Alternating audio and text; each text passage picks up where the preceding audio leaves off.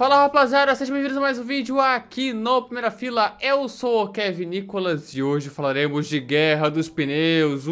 Inclusive, se vocês estiverem vendo eu com a boca um pouco inchada, é porque eu tô com afta, tá? Então falar tá sendo complicado. Aparelho é complicado, né, gente? Eu não aguento, eu não aguento, eu não aguento, eu não aguento. Mas enfim, falaremos sobre a Guerra dos Pneus entre Bridgestone e Michelin nos anos 2000, aquela coisa doida que marcou aquela época com polêmicas, problemas, né, uma rivalidade forte, e tentaremos contar essa história hoje. Então, sem mais enrolações, vocês aí já sabem, bora para o vídeo.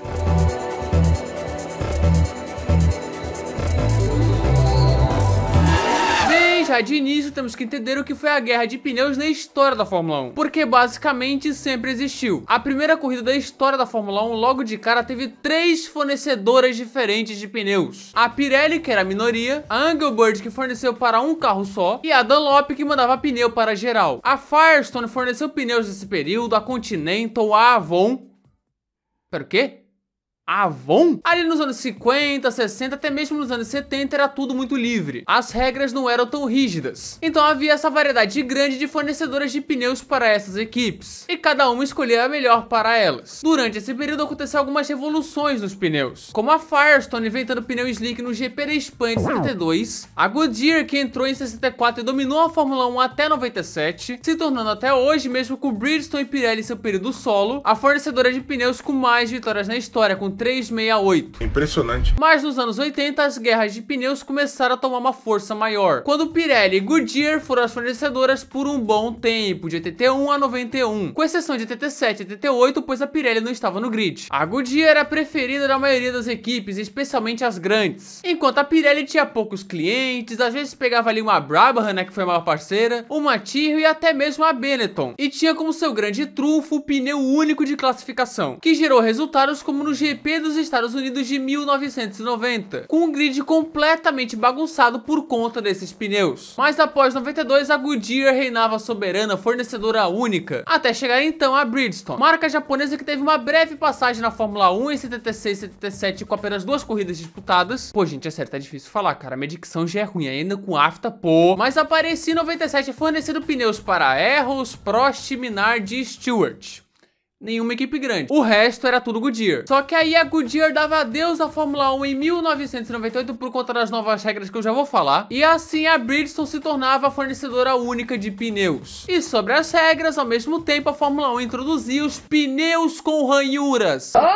Tá que muita gente tem nostalgia desses pneus, né, que eram diferentes, era uma era de carros muito bonitos. Mas isso era horrível, cara, esses pneus eram horrorosos. Isso era para frear a velocidade dos carros que estavam muito rápidos. Os pneus estavam muito poderosos e deu nisso daí. Foram 3 anos de Bridgestone sozinha no grid, 98, 99 e 2000. Tudo beleza, apesar das críticas dos pneus com ranhuras, mas aí com a Fórmula 1. Só que aí vem 2001, onde chega uma marca francesa para fornecer pneus para a Fórmula 1 que será importante aqui. Michelin. Ele eu não quero aqui!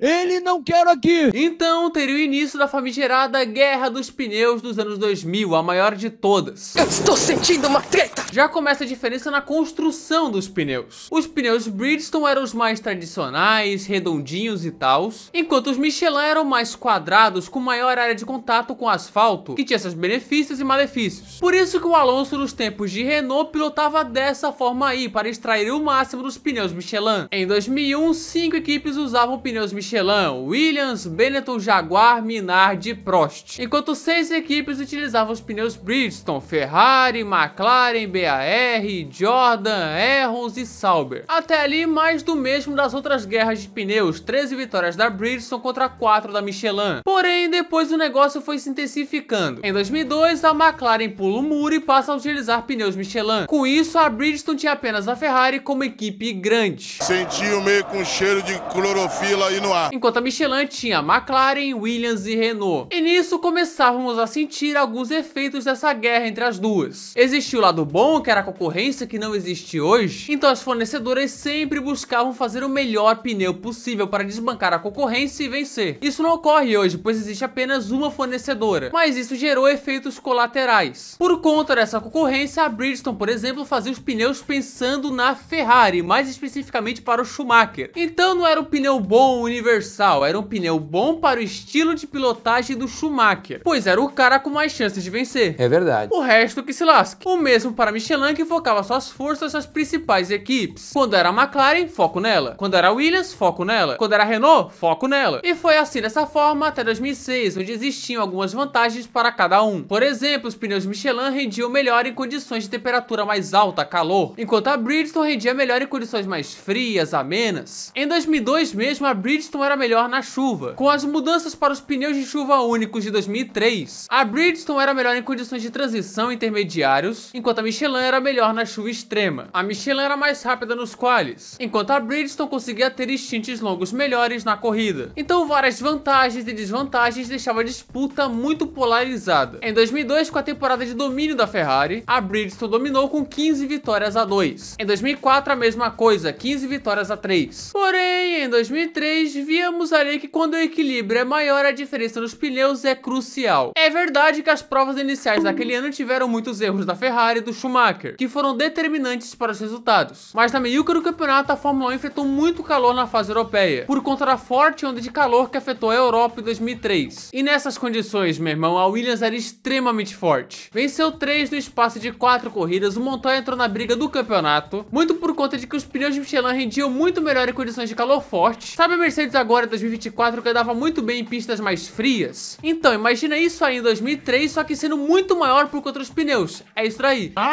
No fim, a Ferrari foi campeã, mas a batalha foi equilibrada, 9 vitórias da Bridgestone e 7 da Michelin. Vimos aí que a guerra dos pneus foi determinante para que 2003 quase terminasse de uma forma que não esperamos, com as equipes de pneus Michelin sendo muito fortes no calor. Então vem 2005, o auge disso tudo e também o estopim.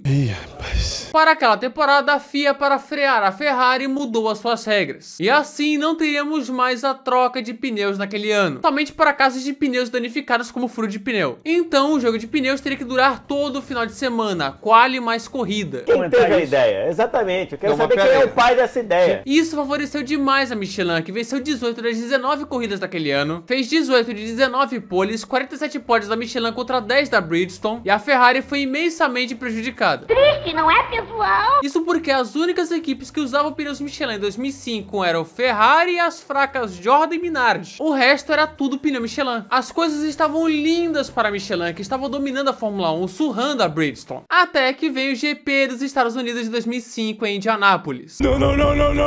Onde após o novo asfalto colocado no oval de Indianápolis, a Michelin estava sofrendo muito, com pneus estourando nos treinos e garantia zero de segurança para a corrida. A Bridgestone não tinha problemas, pois a Firestone, parte da empresa desde 1988, era a fornecedora de pneus da Fórmula Indy que já tinha corrido nesse novo asfalto. Então a Bridgestone já sabia o que iria vir, a Michelin não. Tentaram várias alternativas, mas com o não da Ferrari aconteceu aquilo que vocês sabem. Os carros de pneus Michelin boicotaram a corrida, recolheram para os boxes, e a corrida em Indianápolis aconteceu com somente 6 carros, os que usavam pneus Bridgestone. Que terminou com protestos, vaias e queimou a imagem da Fórmula 1 nos Estados Unidos. Ali foi o ponto mais baixo da guerra de pneus em sua história, quando tais pneus não tinham a garantia de segurança para correr. Isso foi motivo para a Michelin desistir da Fórmula 1 após 2006. Até logo, até mais ver, bom voyage, arrivederci, até mais, adeus, boa viagem, vá em paz, que a porta bata onde o sol não bate, não volte mais aqui, hasta la vista, baby, escafedas. Última temporada essa da guerra de pneus, inclusive, que foi bastante polarizada entre a principal cliente da Bridgestone, a Ferrari, e a principal cliente da Michelin, a Renault. Essas duas que juntas venceram 17 das 18 corridas daquele ano. Bridgestone que contava com os retornos de Toyota e Williams como clientes. E bem, para quem assistiu 2006 sabe que os pneus contavam muito, e muito, E muito. Diferente de 2003, agora quando tava quente, a Bridgestone rendia muito bem. Quando tava mais frio, a Michelin andava muito bem. E quando eu falo andar bem, era tipo, não dar chance para concorrente. Quando a Ferrari vencia, ela vencia bem. Quando a Renault vencia, ela vencia bem. Ainda mais que a Ferrari cresceu na segunda metade após a FIA barrar os amortecedores de massa. E o GP bem da hora de ver essa diferença dos pneus é o GP da Hungria, onde com a pista molhada, a Michelin sobrava de forma inacreditável sobre a Bridgestone. E nessa época era assim, uma polarização. No fim, a Renault levou os títulos de pilotos e construtores, com 9 vitórias para cada fornecedor em 2006. E assim acabava a tal guerra dos pneus. Acabou! Acabou! Acabou! Pois de 2007 para frente teríamos fornecedora única. De 2007 a 2010 foi a Bridgestone. E de 2011 até hoje a polêmica Pirelli. E vou dar a minha opinião aqui, cara. A guerra dos pneus era horrorosa. Que é isso, meu filho? Calma. Tem a questão da concorrência disso levar a performance dos pneus, mas acho que teve mais pontos ruins do que bons. Tudo muito polarizado, claro favorecimento a certas equipes. Muitas corridas não tinham equilíbrio de fato, só se chovesse, porque quando uma equipe tava com o pneu melhor, ela sobrava e não tinha jeito. Enfim, não curto, se você gosta, tranquilo também, mas eu detesto. Pelo menos com uma fornecedora só, tá todo mundo igual, mesmas condições. Se alguém tá se dando melhor com o pneu é porque fez um carro bom para isso, e não porque o pneu em si foi feito para favorecer o carro ou o piloto. A Pirelli faz muitas cagadas ainda, muitos erros, os pneus de hoje são horríveis, mas acho melhor do que existir uma guerra de pneus, pode me julgar. E olha, acho que não vamos ter uma guerra de pneus tão cedo, não pela vontade da Fórmula 1. E tá aí, essa foi a famosa guerra entre Bridgestone e Michelin.